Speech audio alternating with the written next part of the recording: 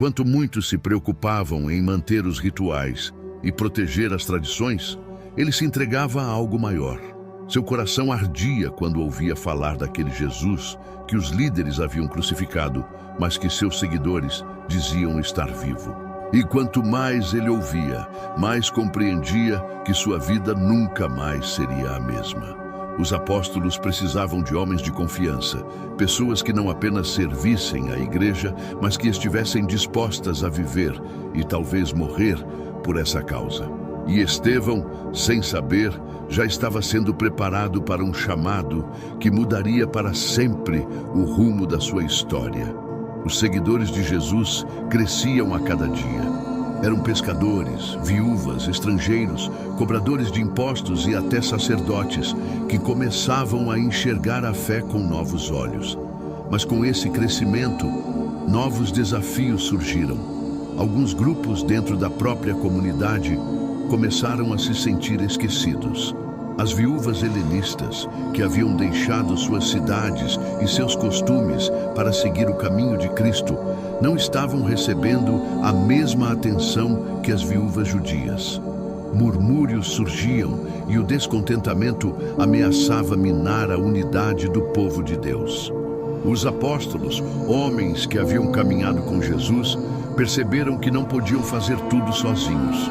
O chamado deles era pregar, ensinar e anunciar o reino. Mas quem cuidaria das necessidades diárias? Quem garantiria que ninguém fosse deixado para trás? Foi então que tomaram uma decisão. Eles reuniram a comunidade e disseram: não é certo que deixemos a palavra de Deus para servir às mesas.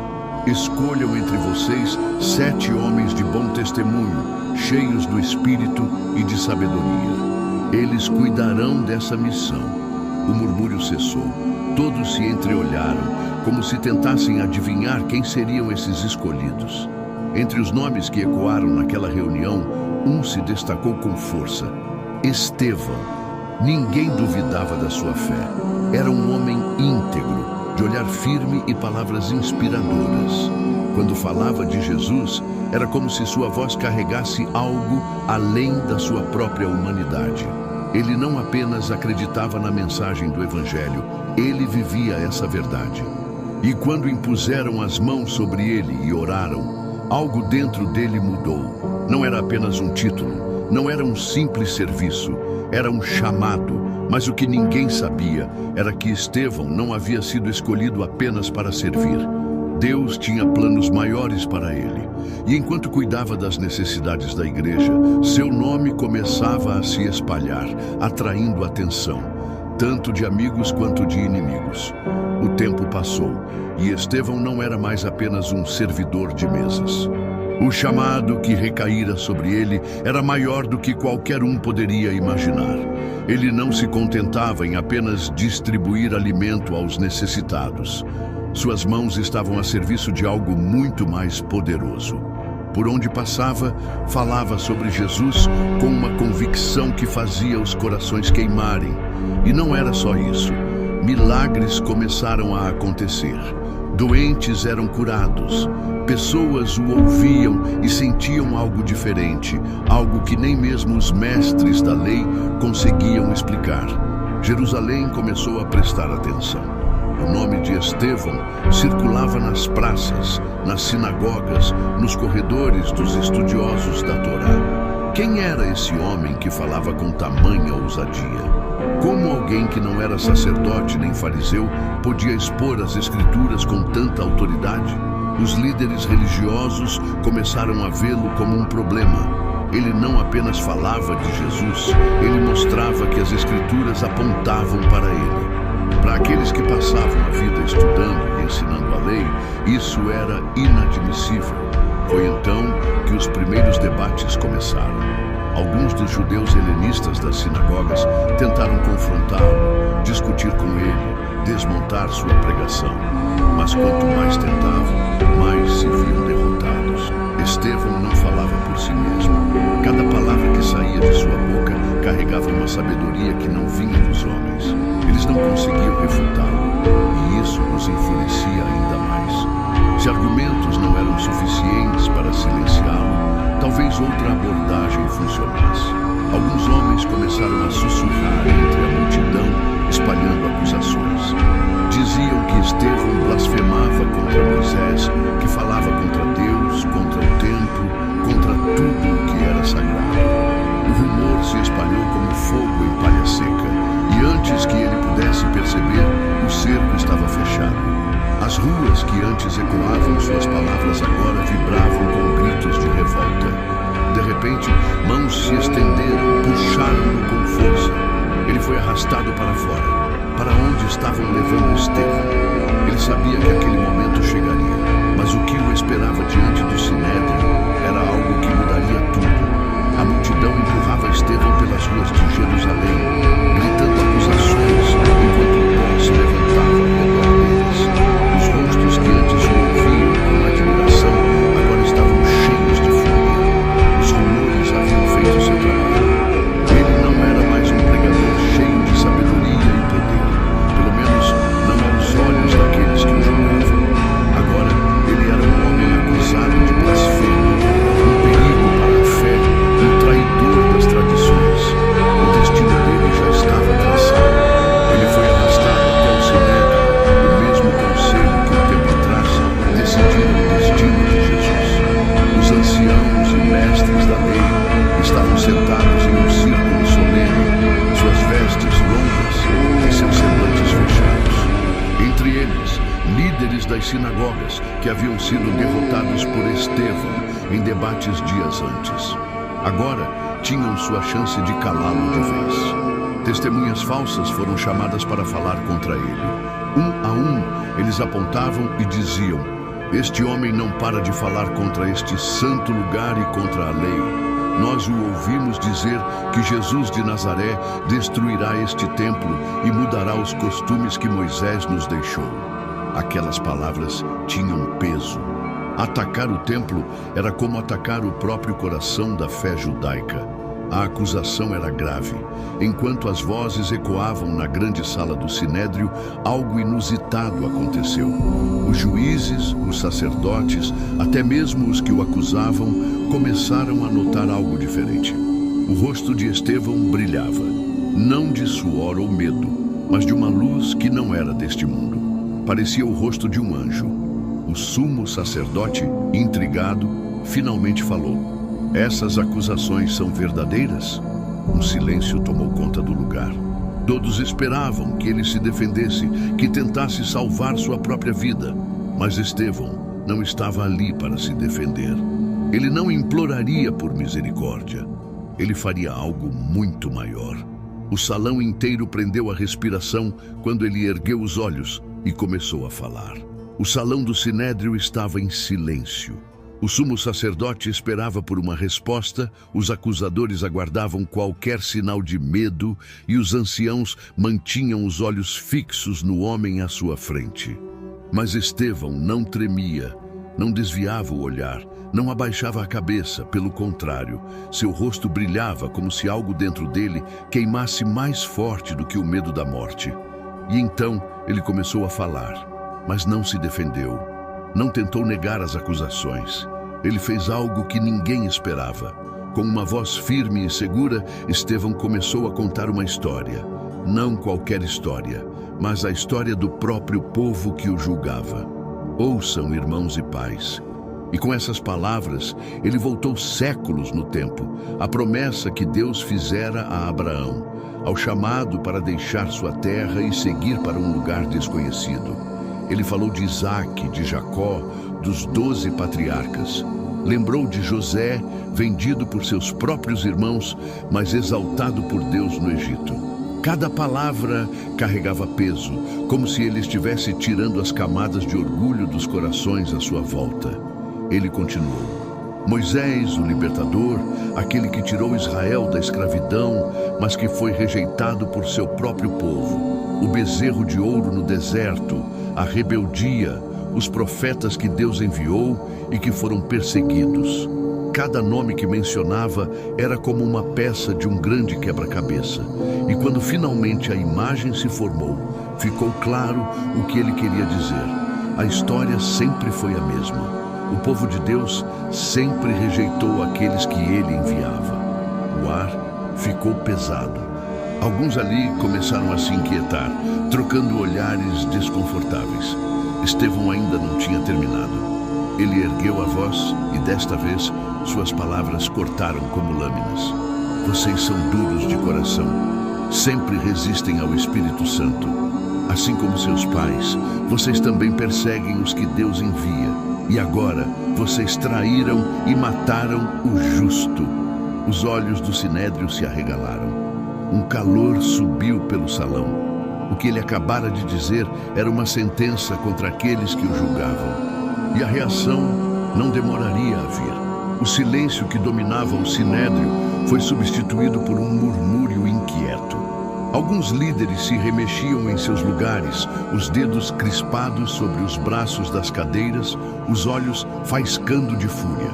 Outros apenas cerravam os punhos, como se tentassem conter o que estava prestes a explodir dentro deles.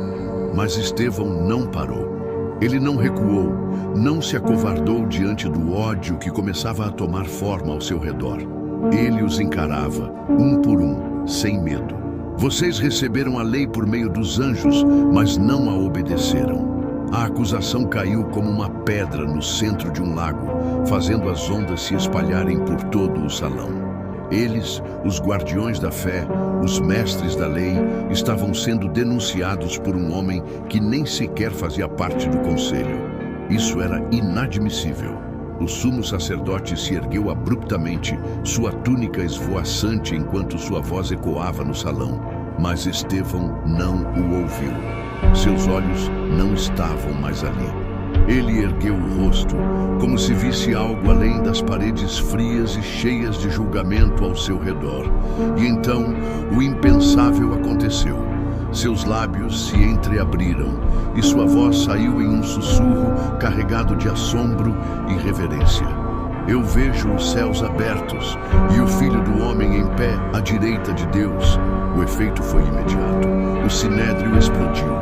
Os líderes se levantaram de uma só vez, gritos furiosos, ecoando de todas as direções. Mãos se ergueram para os ouvidos, como se quisessem bloquear aquelas palavras.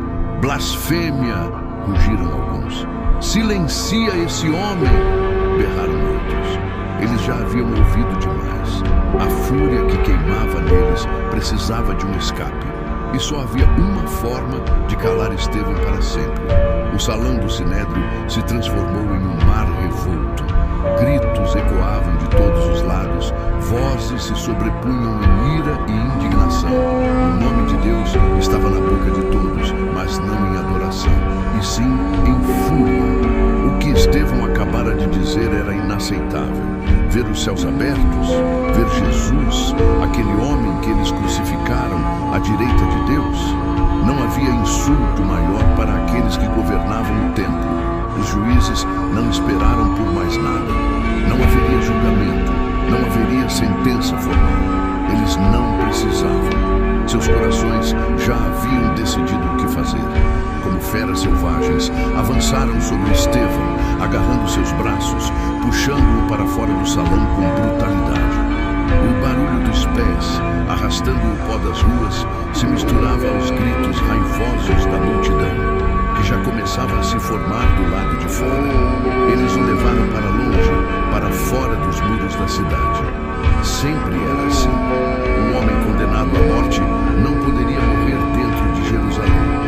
Era um ritual antigo, uma tentativa fraca de manter a santidade do lugar, como se o sangue inocente não pudesse manchar as pedras sagradas. Mas a injustiça não precisava de paredes para acontecer. O lugar escolhido era um campo de execução. As pedras já estavam por toda parte, esperando por mãos dispostas a atirá-las. Estevão olhou ao redor, rosto após rosto marcado pela fúria.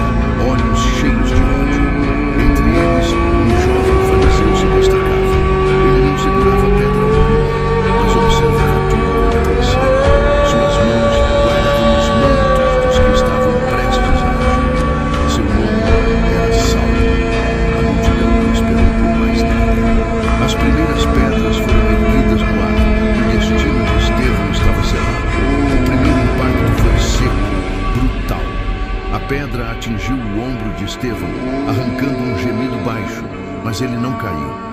Outro golpe veio, dessa vez rasgando sua testa, fazendo o sangue escorrer lentamente pelo rosto, que ainda brilhava com algo que ninguém ali conseguia explicar. A multidão não hesitou. Cada pedra lançada era um misto de fúria, vingança e medo. Porque no fundo, o que eles mais temiam não era Estevão. Era a verdade que saía de sua boca. Ele caiu de joelhos. O pó da terra subia ao seu redor, misturado ao vermelho vivo que tingia suas vestes. Seus olhos, porém, não estavam fixos na multidão. Ele não buscava o rosto de seus algozes. Não procurava por compaixão onde sabia que não encontraria. Seu olhar estava além, acima. A dor aumentava, mas não havia medo nele. Não havia ódio. Sua boca se abriu mais uma vez e o que saiu de seus lábios silenciou a turba por um breve instante. Senhor Jesus, recebe o meu espírito. Alguns hesitaram. O que estavam fazendo? Mas o ódio, uma vez aceso, não pode ser apagado tão facilmente. Mais pedras voaram, mais impacto, mais dor. E então, com o corpo já pesado, com a respiração falhando, Estevão fez algo que ninguém esperava. Algo que fez até mesmo aquele jovem fariseu, de semblante rígido, franzir a testa, confuso. Com a voz fraca, mas firme, ele disse: Senhor, não os culpe por isso. A multidão já o via como um homem morto, mas suas palavras ficaram. Ecoaram por entre as ruas, se infiltraram nos corações, atingiram até mesmo aqueles que tentavam ignorá-las, inclusive aquele jovem que segurava os mantos. O corpo de Estevão caiu sem vida entre as pedras, mas sua história, sua voz, seu testemunho, isso não terminaria ali. O barulho das pedras cessou. A poeira pairava no ar, misturada ao cheiro de terra e sangue. O corpo de Estevão jazia ali, imóvel, mas os rostos ao seu redor ainda estavam tensos, como se esperassem que ele se levantasse de alguma forma, que dissesse mais alguma coisa. Mas não havia mais palavras. Apenas um silêncio pesado, um vazio estranho, que nem mesmo a ira deles conseguia preencher. Alguns se afastaram rapidamente, como se quisessem esquecer o que haviam feito. Outros permaneceram, ofegantes, observando o corpo, talvez esperando sentir alguma satisfação, algum alívio. Mas não havia alívio. A justiça que acreditavam ter feito não trouxe paz, apenas um peso que nem eles mesmos conseguiam explicar. E então havia ele, o jovem fariseu de olhar atento, que não ergueu pedra alguma, mas cujo coração estava tão duro quanto as mãos que o fizeram. Saulo. Ele permanecia ali, firme, segurando as vestes daqueles que haviam atirado as pedras. Seu rosto não mostrava arrependimento. Pelo contrário, seu olhar estava frio, resoluto. Para ele, aquilo era um triunfo. Um inimigo da lei havia sido eliminado. Um blasfemo havia sido silenciado. Mas algo aconteceu. Algo que Saulo não conseguiu ignorar. As palavras de Estevão ainda ressoavam em sua mente, como uma melodia que não conseguia afastar. Senhor, não os culpe por isso. Por que alguém oraria por seus assassinos? Por que ele não rogou por vingança? Por que parecia tão em paz? Saulo tentou afastar esses pensamentos. Não havia tempo para dúvidas. Se Estevão fora o primeiro, muitos outros viriam. Ele, Saulo, se certificaria disso. E, de fato, o sangue derramado naquela tarde não foi o fim. Foi apenas o começo. O nome de Jesus que tentavam apagar logo ecoaria ainda mais longe. E Saulo, bem, sua própria história estava prestes a tomar um rumo que ele jamais poderia imaginar. Jerusalém não foi mais a mesma depois daquele dia. O sangue de Estevão, misturado à poeira do chão, parecia ter despertado algo que nem mesmo seus inimigos poderiam conter. O nome de Jesus, que tentavam silenciar, começou a ecoar ainda mais forte. Os seguidores do caminho, como eram chamados, agora tinham diante de si uma escolha clara: recuar ou seguir em frente, mesmo que isso lhes custasse a vida. Mas o que aconteceu não foi uma retração, foi uma explosão. A morte de Estevão não parou a mensagem, ela a espalhou. Como uma fogueira atiçada pelo vento, os discípulos foram forçados a fugir de Jerusalém, levando o evangelho para além dos muros da cidade, para outras regiões, outras terras, outros povos. O que parecia ser uma tentativa de destruição se transformou na semente de algo muito maior. E entre aqueles que perseguiam, um nome se tornaria símbolo dessa mudança. Saulo, o jovem fariseu que assistiu tudo sem piscar, se tornou o mais fervoroso inimigo dos seguidores de Cristo. Ele respirava ameaças, arrastava homens e mulheres para a prisão, fazia de tudo para apagar aquela chama. Mas o destino tinha outros planos para ele. Foi no caminho para Damasco que a luz o alcançou. Uma luz mais brilhante que o sol, que o derrubou e o cegou. E no meio da claridade, uma voz que ele jamais esqueceria: Saulo, Saulo, por que me persegues? Aquele momento mudou tudo. Saulo, o perseguidor, se tornaria Paulo, o apóstolo. O homem que segurou as vestes daqueles que apedrejaram Estevão, agora proclamaria com a mesma ousadia a mensagem que tentara destruir. E assim, o impacto da vida de Estevão continuou. Porque sua morte não foi um fim, mas um começo. Sua história, seu sacrifício, sua coragem ecoam até hoje. E ainda há muito a aprender com aquele que viu os céus se abrirem e não hesitou em dar sua vida por aquilo que acreditava.